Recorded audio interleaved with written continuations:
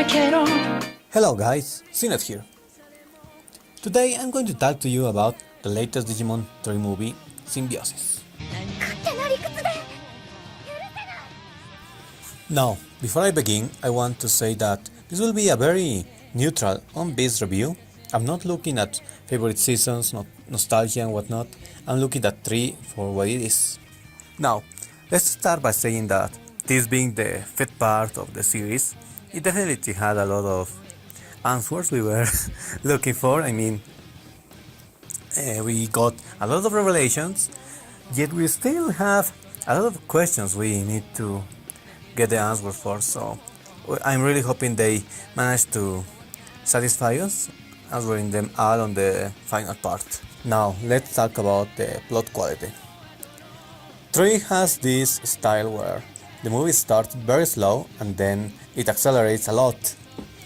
I think the pacing could be better, but overall I think this is mostly for technical reasons, since they have to divide the movie into 4 or 5 parts that work as episodes. It's not really a big issue in my opinion.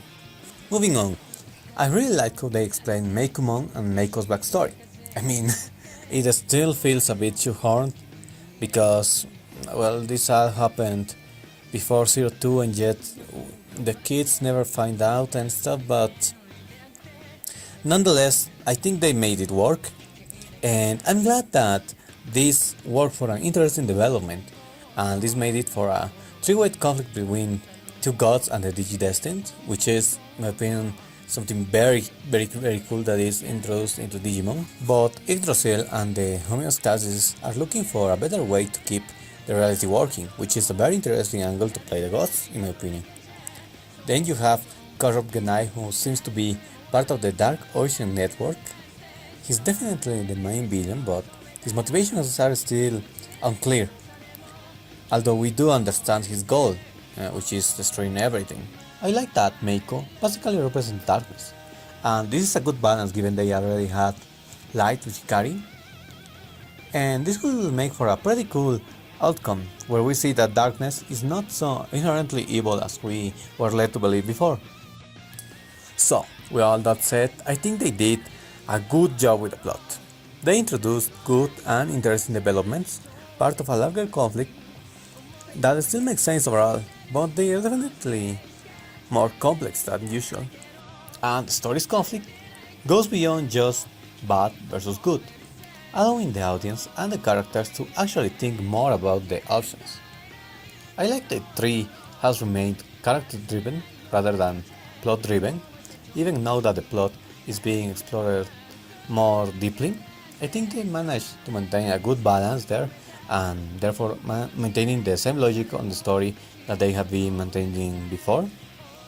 And that's really not such an easy feat, so I'd say the team did a really good job with 3. Now on to the character arcs. I'm disappointed that we didn't see more of Hikari like the poster promised. Instead, we spent much more time with Taichi, and I think that Hikari could have used the screen time much more than him. However, her development was still welcome. She kicking out the homeostasis was one of the coolest parts, in my opinion. Was really great because she's usually a follower, but she now showed a stronger character than usual. It was really cool, and I also liked a lot that we see a deeper connection between her and the digital world. That was really a cool detail to put there. Yamato was great. We learned things like he's quite easily spooked, which is a great touch for a usually overly cool character like him. And of course, his historically easily embarrassed herself was seen again. I love how he was like, "Stop whispering about me!" That was really cool. We saw again him being the counterpoint to Taichi, but this time I think it was better done. I like how he made emphasis in protecting his friends, and he's definitely the most righteous out of the entire group. And the ending with him taking the goggles and becoming the leader was amazing. I mean, that made me shiver. Really, it's representative of how much he has grown. I mean, he's no longer just the lone wolf, he's also a capable leader now, and that was great. Taichi showed a lot of good development on this movie too. I really like that. He was very worried because he screamed to a girl. I mean, we see that he is more complex than we had seen him before. I mean, he's not as rushed, he thinks more, and in the end, he still has that flame of courage that made him the leader of the chosen ones. I mean, the final part where he sacrifices himself was quite touching, and I'm really excited to see where he will go in the next movie. Now about the Digimon.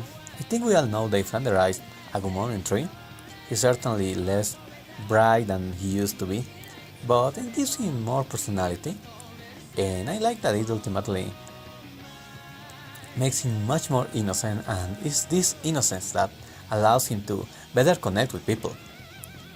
Then we have Gabumon, Tailmon, and Tentomon, who are definitely the most mature ones of the group, and they tend to act more like the adults there, with Tentomon being the most logical, Tailmon being the most sensible, and Gabumon being the most level-headed. It's a very nice dynamic in my opinion. The villains are very creepy, which is not bad, but still, I mean, Maki is downright a psycho, and Gennai is simply unnerving.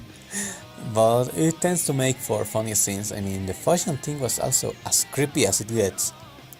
I'm not quite content with the foreshadowing that Maki will be saved, but I guess that is to be expected, and ultimately, it's a good way to have both generations working together. And now comes the pair that's a bit troublesome, Meiko and Meikumon.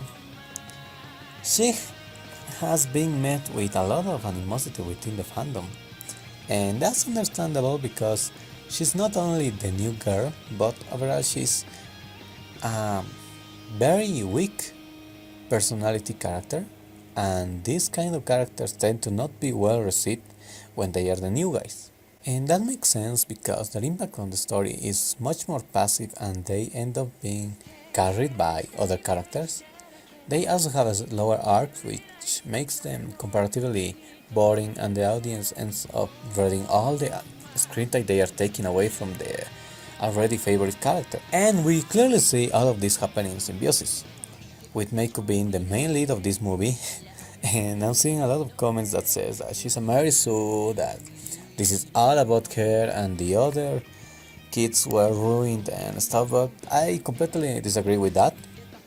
I mean, she certainly has been the most explored of the character in this movie, but the others were much more explored on the previous 4, so, and I mean, she's one of the 9 protagonists, she's supposed to be, so she needs that screen time as well, and there's nothing wrong with it. Now, I'm not going to say she's the most interactive character out there, she's not a favorite of mine either, but she fits her role well.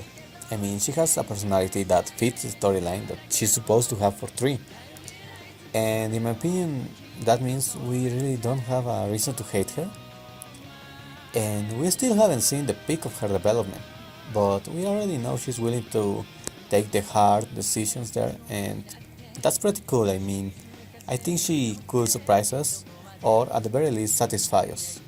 Now, a lot of people are considering that she will be paired with Taichi, and that seemed a bit evident on this movie.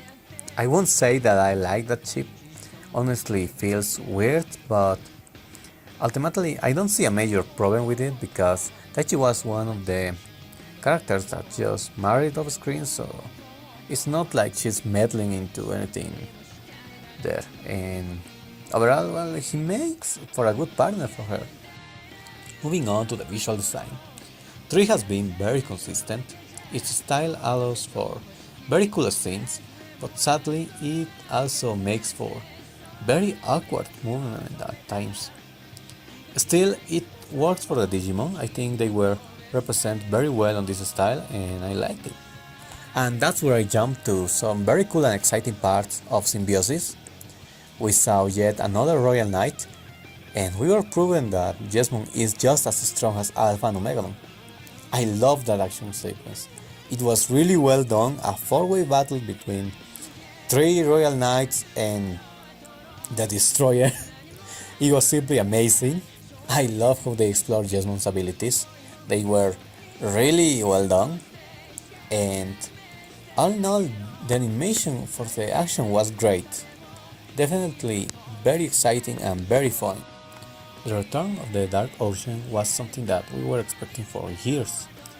I'm really glad they are using this storyline and giving it a proper closure, because it was really wasted back then, and I really want to see how this will all end up, and maybe we'll see more of Dagomon or Demon, and that's simply a very exciting prospect. This had a lot of cool scenes, like Gennai on the ceiling of Hikari's brain, and all the, well, Maki going insane on the Dark Ocean.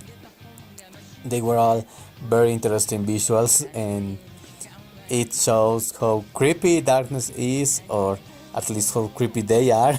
And then we also have this part that, well, I think a lot of people liked it, me included. I think that was very sexy for Digimon. Well, it's Anjon after all. And I'm glad that we also saw shared evolution scenes rather than one at a time each half of the movie. Overall, I like the design of Mako's corruption evolutions, and of course I really enjoyed all her abilities. I think the effects were really cool, so they are doing a good job there. Now, the one big negative thing I find in Symbiosis is Ofanimon Faldown's mode role. I mean, it was extremely limited and disappointing. I think they should have at the very least had her fight the Royal Knight for a bit, but in the end she was there merely as a symbol, and no, I didn't like it at all. It was terrible. I do understand why they did it that way. They wanted to keep the story's momentum, and of course it works with that logic, but given the hype we had for it and how they advertised it, the whole thing ended up being much more underwhelming than anything nonetheless. So it was very badly handled in my opinion. And now the final point I want to touch is the fashion thing in itself. It's extremely creepy.